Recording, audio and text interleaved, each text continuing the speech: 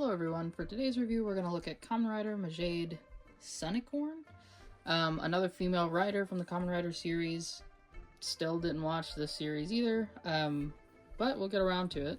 But for now, let's check out her figure. Alright, so here she is out of her brown shipper box and then out of her plastic prison. I haven't watched Gotchard yet, but the only reason why I picked up her figure is because one, she's a female Kamen Rider, that's really rare, and I kind of missed out on the other ones, like Kivala. And two, her design is sick, like she's like a unicorn, which is pretty cool. Unicorn magician, I'm guessing. It looks like she has some gimmicks related to magic or using rings on her belt, which is kind of like Wizard, which is pretty cool. So on her box, it kind of shows some of her poses that she can get into. Oh, there she goes. The high heels don't allow her to stand very well. Or it could just be my table mat. But yeah, on the back of the box is a couple of her poses she can get into. Side of the box is her standing there stoic, and then the front is just a regular pose, and then it has her doing a little T-pose or ascension pose on the side. But yeah. But for the figure itself, I mean, the details are really nice. She's got the orange compound eyes, which are really cool. Her chest has like a sun or something in there, but then it's overlaid with this see-through translucent plastic on top, which is really nice. The shoulders are just painted in a shiny orange color.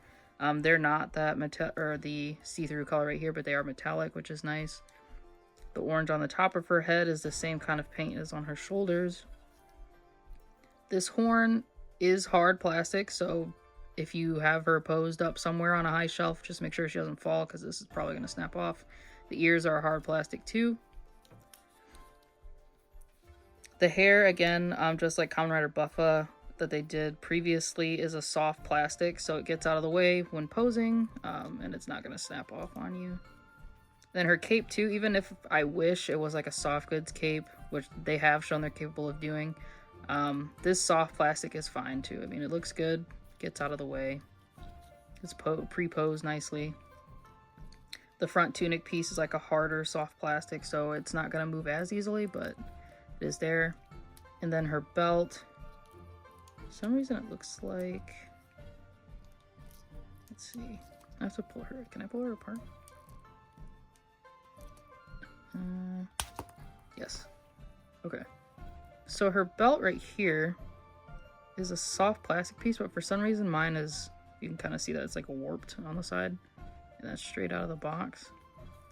So I'm gonna try to put her back together with the belt in the proper orientation on her body. Be right back. Okay, so I popped her back together.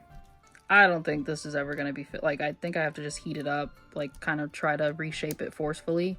And then maybe it'll go back and look more like this side over here. But yeah. Pulling her apart did allow me to see something, though. So, like, her lower waist right here is on, like, this single sturdy ball peg. And then the top of her seems to be on a double ball peg. These shoulder pieces are actually connected by a ball peg that's in here, connected to her collar piece, which means that they'll pop off depending on how much you pose her arm. So be careful like that. If you try to lift her arm up this much, this is going to come off. So while we're looking at this, we can just get right into her articulation. Pop that back in there. So again, arm basically just comes up to right there. You can push it, but again, the shoulder piece is going to come off. But without the shoulder piece on, her arm gets to that height. Then you can do a bicep swivel. Double jointed elbow. Better than 90. She does have that ring there like I was talking about. Really nice looking. Good detail. It's got the little orange in the center. It's a triangle with like wings. Wrists are on a ball peg. And then again, the waist at the top is on a double ball peg.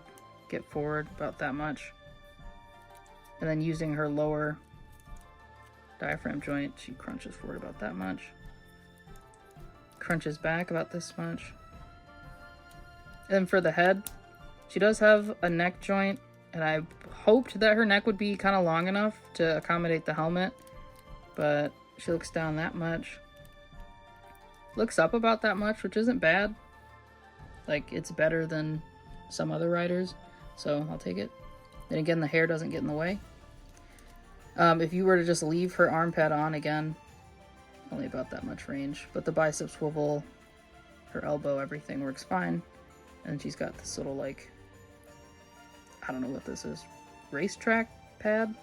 If you know what it is, let me know in the comments. Again, I haven't watched Gotchard yet. It's on the list of things to do, but haven't gotten around to it. And then her belt, I don't think it does anything special,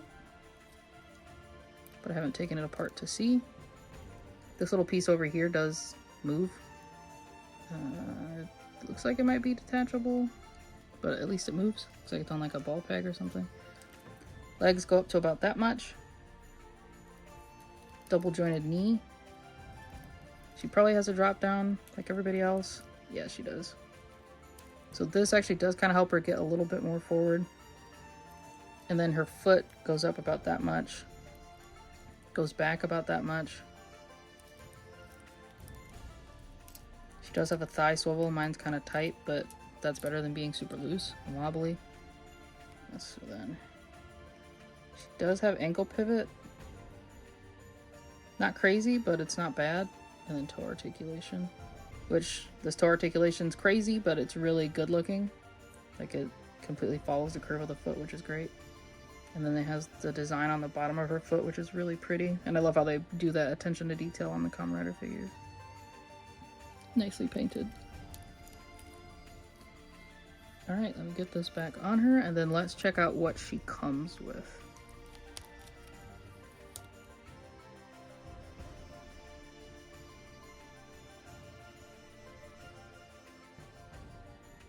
And so for some size comparisons, here she is next to two other horned individuals, one being Kamen Rider Ghost, and then Kirishima from My Hero Academia, and then this is the Figma version of him. This Kamen Rider Ghost is the one from the Heisei Generations movie, the reissue that Tamashii Nations did. You can kind of see that she's a pretty short figure. I don't know if all of the female Kamen Riders are like short figures, but she is smaller than Ghost, and then at least taller than Kirishima. So. And then here she is next to Kiryu Red, and then Kamen Rider Ixa from the new movie. From my perspective, it looks like she's about the same height as Kiryu Red. I mean, he's got like a little bit of height on her, but I mean, of course, her horn makes her a little bit taller, but just up to shoulder-wise, they seem to be pretty close. And then Ixa is a little bit taller than she is.